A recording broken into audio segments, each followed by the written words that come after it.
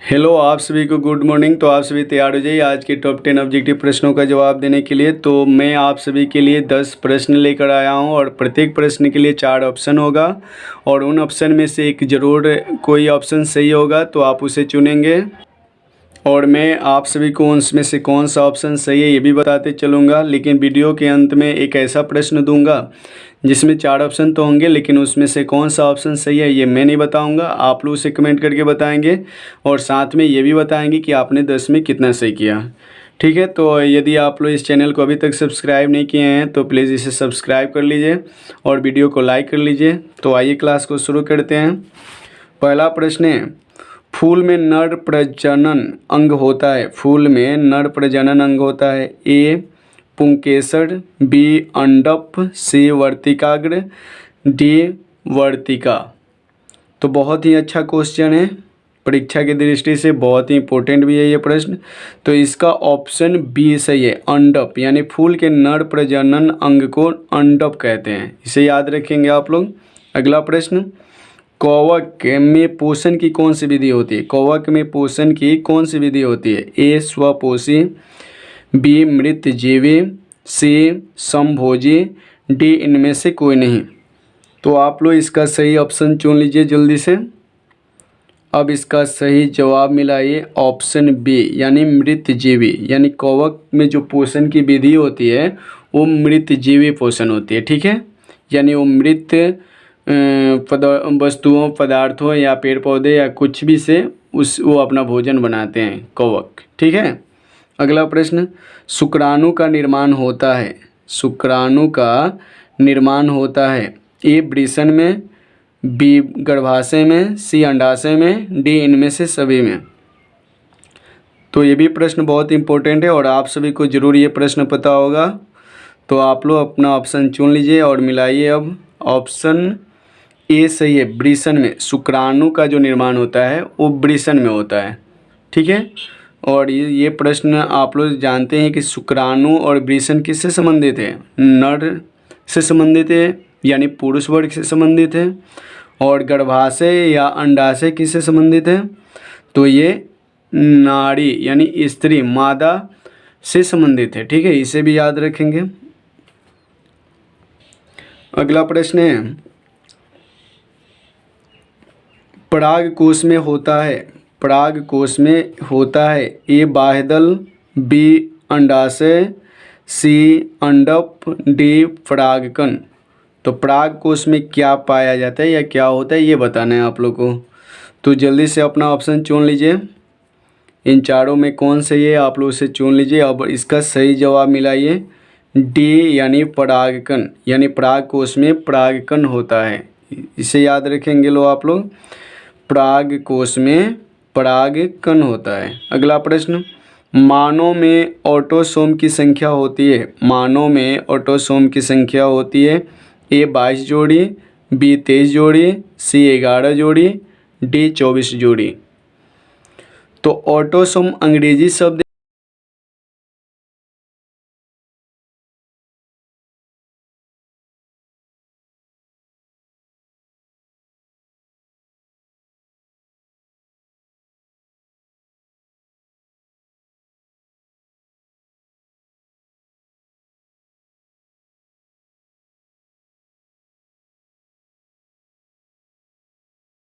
अगला प्रश्न, निम्नांकित में किसे अनुवांशिकी का पिता कहा जाता है।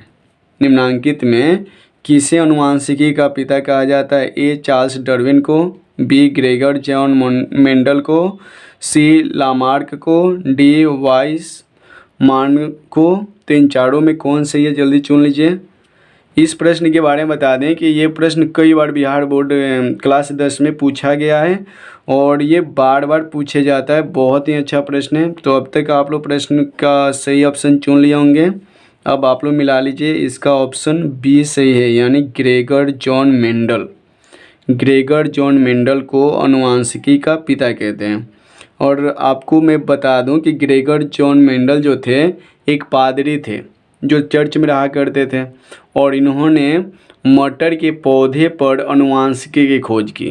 ठीक है, ये भी प्रश्न पूछा जाता है कि ग्रेगर जॉन मेंडल किस पौधे पे रिसर्च किए, यानी किस पौधे पे वो अपना प्रयोग किए, तो उसका जवाब क्या होगा, मटर के पौधे पे। ठीक है, ये भी पूछा जा सकता है कि ग्रेगर जॉन मेंडल क्या थे, तो एक पादरी थे। ठीक है, अगला प्रश्न, ऊर्जा का पारंपरिक स्रोत क्या है? ऊर्जा का पारंपरिक स्रोत क्या है? ए बायोगैस, बी सौर ऊर्जा, सी पवन ऊर्जा, डी कोयला। तो इन चारों में कौन सही है, आप लोग चुन लीजिए कि ऊर्जा का पारंपरिक स्रोत क्या है। तो इसका ऑप्शन डी सही है, ऊर्जा का पारंपरिक स्रोत कोयला होता है। ठीक है, कोयला है, क्योंकि ये पुराने काल से ही, जब से आविष्कार हुआ है कोयले का, इसका प्रयोग किए जा रहे हैं, पारंपरिक स्रोत है, हर बार इसे यूज किया जाता है। तो यानी कि ऊर्जा का पारंपरिक स्रोत क्या है, कोयला। ऑप्शन डी सही है।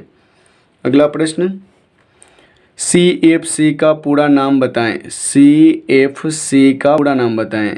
Option A chlorofluorine carbon, B chlorofluoro chloride, C chlorofluorocarbon, D इनमें से कोई नहीं।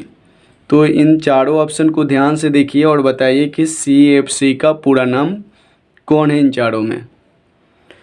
तो इसका सही जवाब है ऑप्शन सी, यानी क्लोरोफ्लोरोकार्बन, CFC। आपको पता होना चाहिए कि CFC जो है ये ओजोन परत को क्षय करता है, यानी उसको नुकसान पहुंचाता है, क्षति पहुंचाता है। आप लोग सुने होंगे कि ओजोन परत में छिद्र हो रहा है, तो इसका मेन कारण कौन है, तो यही है CFC, क्लोरोफ्लोरोकार्बन। ठीक है, अगले प्रश्न को हम लोग देखेंगे। अगला प्रश्न है, नरौरा नाभिकीय विद्युत संयंत्र किस राज्य में स्थित है?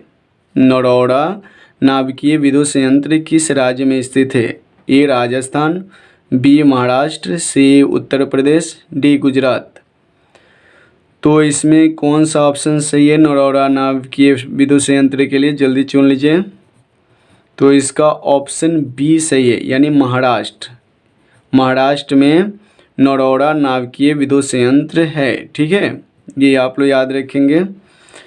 राजस्थान जो दिया है ऑप्शन ए, आपको पता है राजस्थान में कौन सा नाभिकीय संयंत्र है, तो यहाँ पे पोखरण है। ठीक है, अगला प्रश्न, विद्युत धारा उत्पन्न होती है, विद्युत धारा उत्पन्न होती है ए डायोड से, बी ट्रांजिस्टर से, सी डायनेमो से और डी मोटर से। तो इन चारों में बताना है कि विद्युत धारा किससे उत्पन्न होती है। बहुत ही अच्छा क्वेश्चन है। तो इसका ऑप्शन सी सही है, डायनेमो से, यानी विद्युत धारा डायनेमो से उत्पन्न होता है। ठीक है, तो इस तरह से हम लोगों ने 10 ऑब्जेक्टिव प्रश्न को कर लिए हैं, और आप लोग 10 में कितना सही किए हैं इसे ज़रूर कमेंट करके बताएं कि आपने 10 में 5 सही किया, 6, 7, 8, 9 या पूरा 10 में 10 सही किया, ये ज़रूर कमेंट करें आप लोग। और अगला जो प्रश्न है उसको आप लोग ज़रूर कमेंट करके बताएंगे कि उसका सही ऑप्शन कौन है, क्योंकि उसका मैं सही ऑप्शन का कोई एनालिसिस आपको नहीं देने वाला हूँ, और कोई हिंट्स भी नहीं, और ना ही कोई हेल्प, यानी सिर्फ और सिर्फ उसका जवाब देंगे। तो प्रश्न है, शुद्ध जल का pH मान है, शुद्ध जल का pH मान है A0, B1, C7 और D14।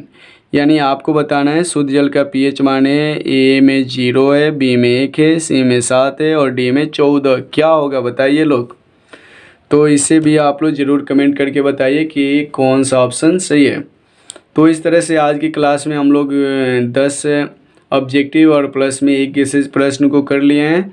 तो अभी तक यदि आप लोग इस वीडियो को लाइक नहीं किए तो प्लीज़ ज़रूर लाइक कर लीजिए और इसे अपने दोस्तों में शेयर कर दिए। और मैं आप सभी को बता दूं कि मैं रोज़ सुबह 5 बजे आप लोग के लिए एक नया वीडियो लेकर आता हूं।